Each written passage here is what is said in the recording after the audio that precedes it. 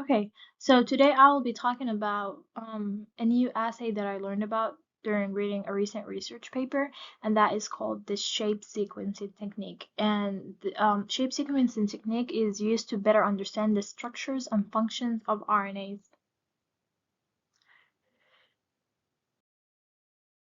So, what is RNA and why are they so important? RNA is short for ribonucleic acid, and it's an essential genetic molecule that is present in all our living cells. It is as important as DNA for our cells. Even viruses, which have a lot of debate on about them being alive or not, contain RNAs. And in the cases of viruses, they could be double-stranded RNA, but usually RNAs are single-stranded. So, there are many types of RNAs in our cells, and they perform a variety of functions. The most famous are the mRNA, the tRNA, and the rRNA. Um, mRNA, tRNA, and rRNA are used in the process of protein making. Proteins are essential for our cells, and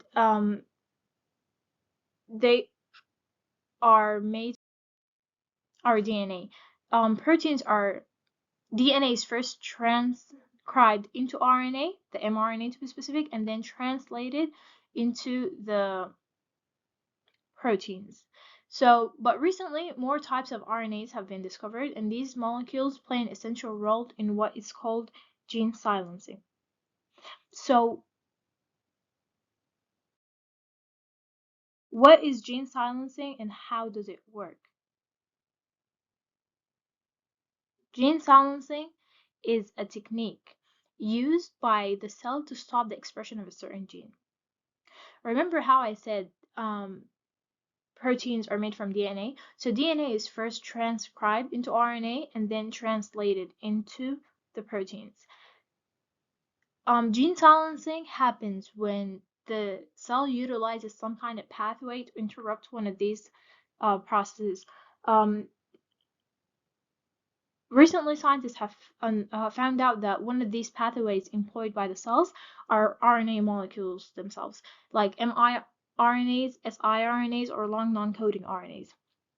So these RNAs stop gene expression by either binding to the mRNA and degrading it, that intermediate molecule between the DNA and the protein, or by blocking the site of the ribosome where the mRNA has to bind for it to be translated into proteins.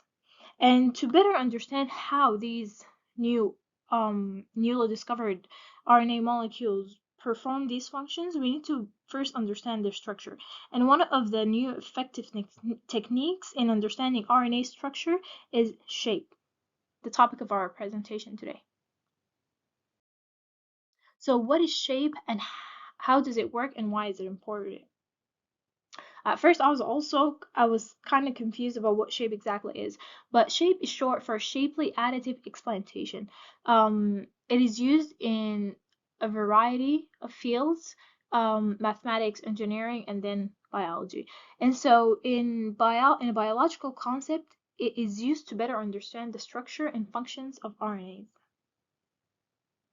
And to put it simply, shape is adding a barcode or kind of like a tag to one end of the RNA molecule of interest.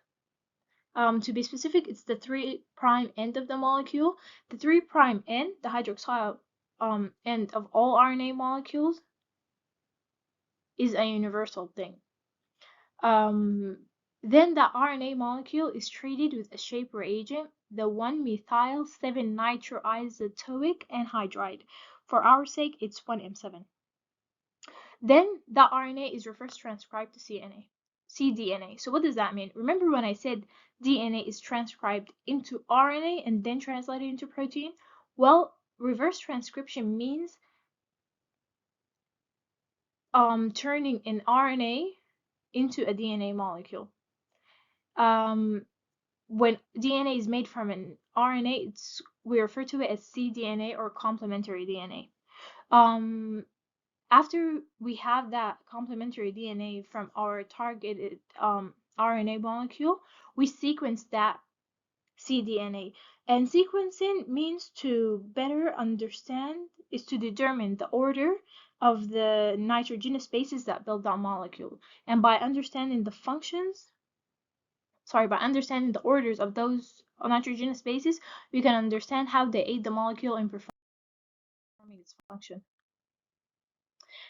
And why is it important? Shape is important because it allows us to see secondary and tertiary structures of RNAs and to better see and understand RNA protein interactions. Almost all RNAs need proteins to function.